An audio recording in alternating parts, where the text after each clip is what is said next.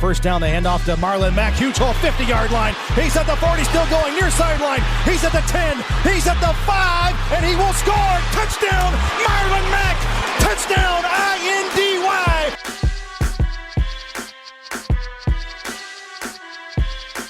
And again, it's picked up. It's Darius Leonard. Leonard with his second INT, and he's streaking down the near sideline. He's at the 40. He's at the 30. He's at the 20. He's going to go. A pick six for the Maniac. Horseshoe is back, baby.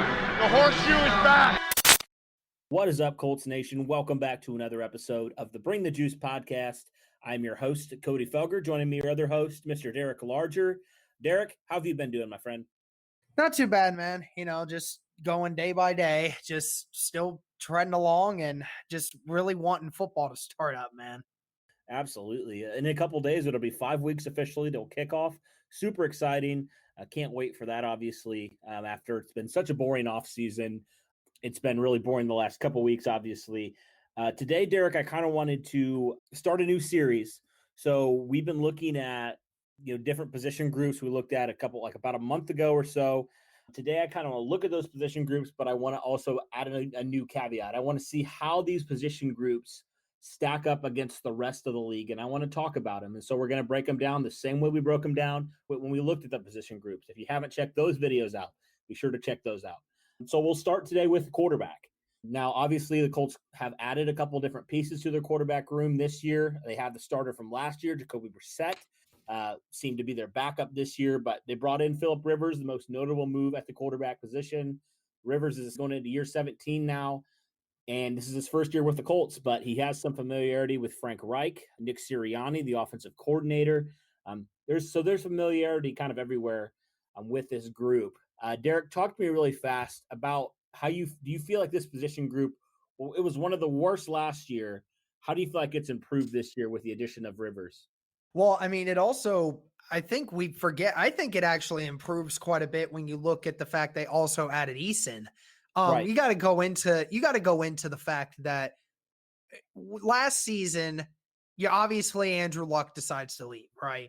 So your backup quarterback was, being the starter for the whole season. Now, granted, Jacoby Brissett had all of those reps during the summer and training camp and everything like that. Yes, but he was the backup quarterback for a reason. So you had your backup quarterback starting, a quarterback that you brought in on a contract in Brian Hoyer, who was just a backup, a guy that's been thrown around in the league for a long time. And then you had Kelly, who obviously he's never played, at least not for a while. So, I mean, you had a lot of uncertainty, and your best option was a backup quarterback that went in and didn't play like what we thought. Obviously, you could see why last season was one of the worst. Let's talk about this season and why it's actually one of the better overall quarterback rooms in the NFL. I would say it's probably in the area of around 9 to 12-ish when it comes to the whole quarterback room. I could say maybe 8 to 12 sort of thing because of this reason. Well, obviously, Phillip Rivers has the potential to be a top 10 quarterback if it's true he hasn't lost any physical ability. And obviously, with the way the Colts are structured to play, he's going to have a more efficient year. And then you go into effect that, yes, Jacoby Brissett's not the guy you wanted to start out, but he is, again, a guy that's been in the system for 4 years, knows how it works.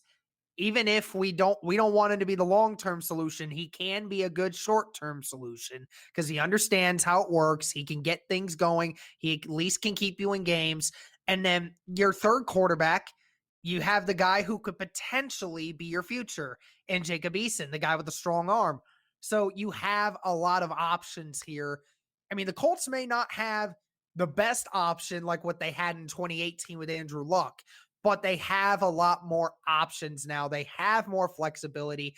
We can go into this season thinking that if something bad were to happen to Phillip Rivers or Jacoby Brissett for a day, then somebody's going to be able to step up into that category, make things work, and at least then we won't have to worry about who our next quarterback's going to be.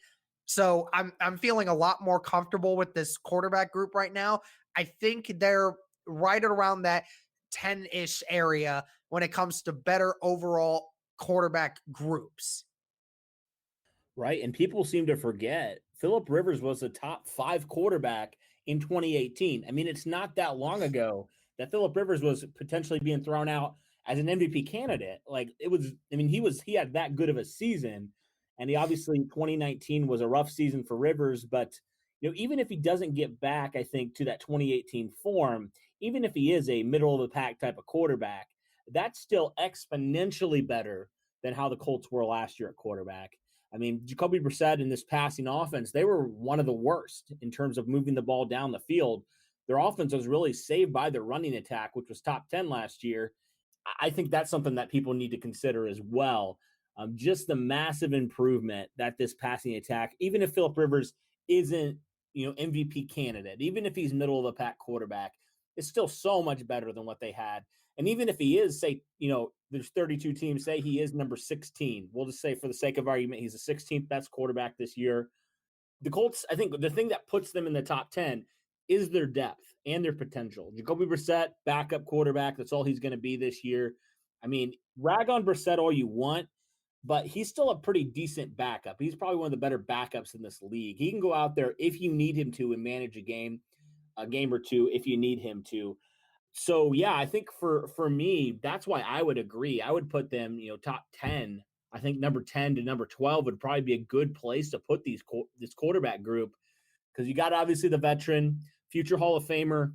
You got Jacoby Brissett, a solid backup, and then you got potentially your future. You kind of got a little bit of a project in Jacob Eason, who so many people were projecting as a second-round quarterback, potentially late first-round quarterback. I mean, he has that kind of talent. He's got a big-time arm. Now, obviously, he has his mistakes, and Frank Reich and Chris Ballard have talked about that and said that's why he fell to the 4th round. There's reasons for that. But you said it best, Derek. You get the kind of value out of a guy like Jacob Eason in the 4th round. I mean, that's a steal. That's worth a gamble, right? He could become – I've kind of made this reference before, but you look at some of the 4th-round picks Chris Ballard has taken. Look at Zach Banner, arguably one of the worst – he was a flop, one of the worst picks of the Chris Ballard era. And then you look at Marlon Mack, 4th-round pick, same exact round. He's been a stud for the Colts at running back.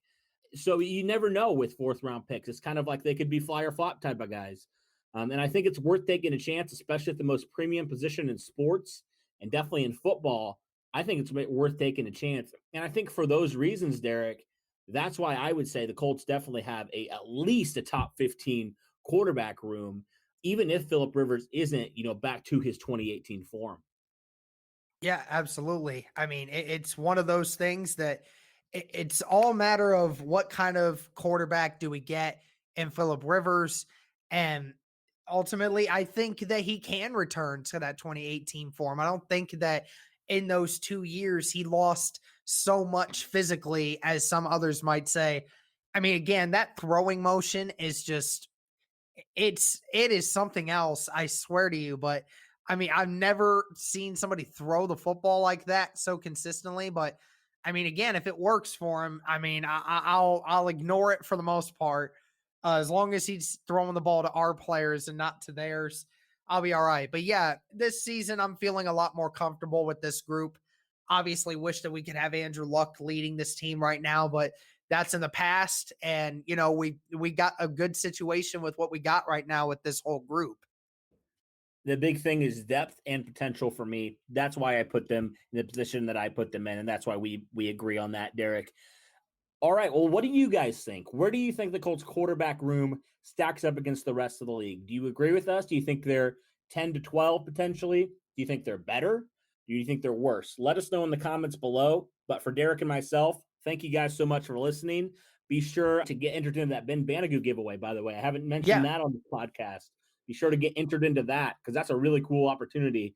Signed football by our friend Ben Banagoo, who's been on the show before.